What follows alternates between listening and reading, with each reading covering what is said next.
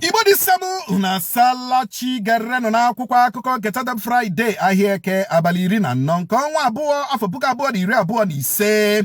Pati PDP n'Imo agwala ndị Naịjirịa kụpụ ntị n'akụkọ ahụ na-efegharị na anapụla Sam Dady ọkwa odeakwụkwọ otu pati PDP bụ akụkọ anyị hụrụ n'akwụkwọ akụkọ Daily Post. N'otu akwụkwọ akụkọ Daily Post ka anyị hụrụ akụkọ sịrị ndị uwe ojii ndị agha Air Force akụjala onwe ha na Delta n'ihi onye ego ọkụ yahoo. Ndị ọrụ nchekwa nwụchile otu onye ọrụ ahụike na-agwọ ndị obu egbe banditi agbatara egbe ọrịa na Katsina. Ihiwe iwu sharia n'ala Yoruba ga-ebute ọgba aghara ka ụka Katọlik dọrọ aka na ntị bụ akụkọ ọzọ gbara n'akwụkwọ akụkọ Vanguard. N'otu akwụkwọ akụkọ Vanguard ka anyị hụrụ akụkọ sịrị akaghị m ịbụ nwaanyị isikpe ma ọ bụrụ na Akeredolu getere m ntị ka Betty nwunye Akeredolu nwụrụ anwụ kwuru. Hamas ga-atọhapụrịrị mmadụ 3 dị ndụ ha ji eji n'izu ụka ka Israel kwuru bụ akụkọ ọzọ gbara n'akwụkwọ akụkọ Vanguard. N'otu akwụkwọ akụkọ Vanguard ka anyị hụrụ akụkọ sịrị 2027 mgbago ugwu Naịjirịa enweghị ikikere n'ụzọ enye ndị ebe ịzọ ọkwa onye isi ala na 2027 ka otu kwuru. Egbe raịfụlụ na-efu efu n'ụlọ ọrụ ndị uwe ojii Naịjirịa Egbe Tọkụn edegara ụlọ nzukọ sineti akwụkwọ na-achọ ka eme nyocha ime ụlọ bụ akụkọ ọzọ gbara n'akwụkwọ akụkọ Punch. N'otu akwụkwọ akụkọ Punch ka anyị hụrụ akụkọ sịrị kwụsị ogbugba na-egbu ndị aka ha dị ọcha na Anambra ka otu ụmụ nwaanyị ala Igbo gwara Soludo. Obere nwa afọ 19 Sunday Moses egbuola onwe ya n'ụlọ ha n'obodo Afia, kansụl Odeda nke steeti Ogun bụ akụkọ ọzọ gbara n'akwụkwọ akụkọ ahụ. Ọ dị mma, ụnyaahụ Sinetọ Samuel Anyanwụ gakwara malitekwe ọrụ dịka odeakwụkwọ otu pati PDP n'ụlọ ọrụ PDP na Wadata Plaza Wadatọkwa ya nọ na Abuja. Bụzi ike na-egosi kpọmkwem na ihe ahụ ekwuru na ewepụla ya ụgha because he resumed his position as the secretary of the PDP. N'agbanyeghị na ndị gọvanọ PDP si ya pụọ, BOT si ya pụọ, Igbo si ya pụọ, mana o nwere standing court order already si na ọ ga-anọgide nga ruo December 2025. Ọ dị mma, ndị uwe ojii na ndị Air Force emebela onwe ha na Delta ebe ha nọ na-alụrịkọta ọgụ maka ndị ego yahoo. Ndị Air Force chọrọla because ndị uwe ojii jidere onye ha si na onye ego yahoo mee arrest pụtazi ebe ndị Air Force nọ. Ndị Air Force asị ha release the man ka ọla. Ha na-asị ya we cannot release him, this person is under arrest for suspected yahoo. Before you know it, ndị Air Force aba ndị polisi ọ ga-alụwa ọgụ ihe na-eme ha. Ama m ịhụla the video. Ọ dị egwu. Ndị ụka Katọlik ekwele otu ụka Katọlik ekwele na ihiwe sharia law na ala Yoruba ga-ebute ọgba aghara, which is true because ala Yoruba is not just Muslims, Christians and in fact Pentecostals juru eju na ala Yoruba. So ọ bụrụ na ndị sharia achọghị ọgba aghara, they should not force sharia law on Yoruba land.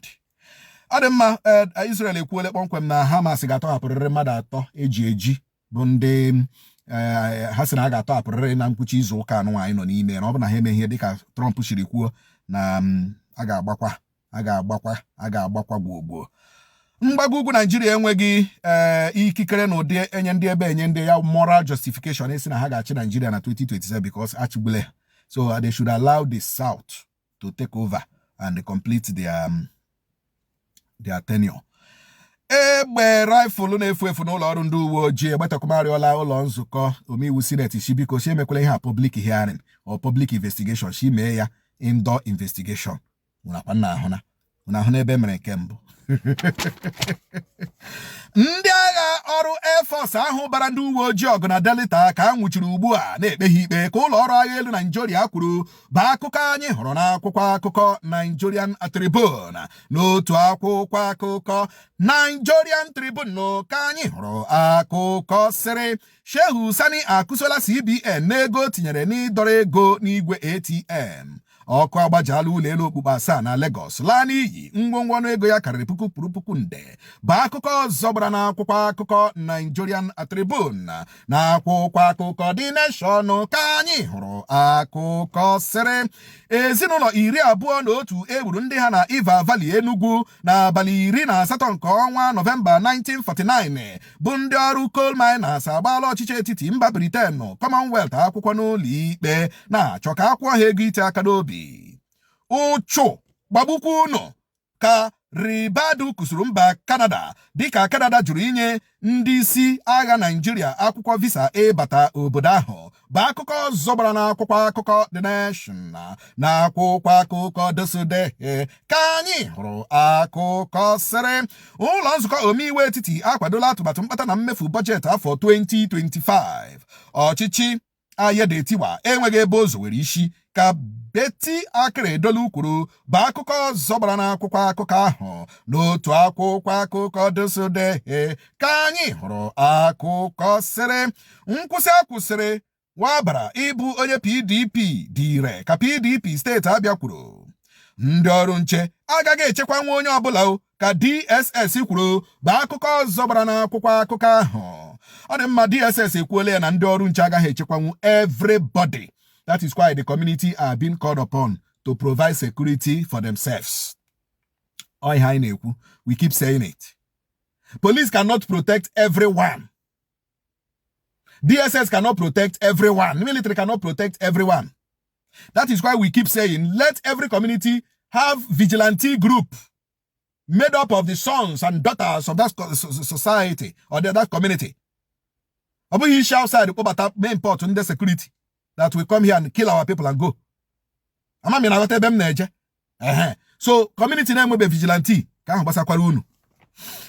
Adema n'afọ 1949 18th November 1949 ndị agha na ndị mba Britain gbara gwogwo ndị coal miners n'Enugwu because they are protesting ka etiekwere ha ego n'ego ha na-eji egwu coal n'Enugwu ebe 1949.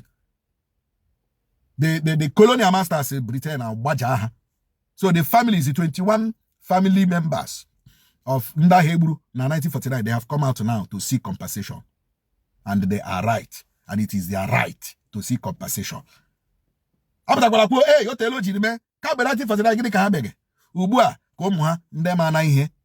Simba. 1949. You must pay compensation. And they must pay the compensation. They should follow it. Bomber to bomber. Fender to fender. Air Force for attacking the police for doing their job. Thank you, Nigeria Air Force, for this powerful action. Ademeba kaina tukata pampa biho manya na kukwako biara gpomkwem na nonsonkwa ochiwo chebrim na nonsonkwa chiwo na TikTok na official nonsonkwa TV na YouTube. Kachim nefe gani hugo jibola menno ko bachita gajibola ni siriri werere.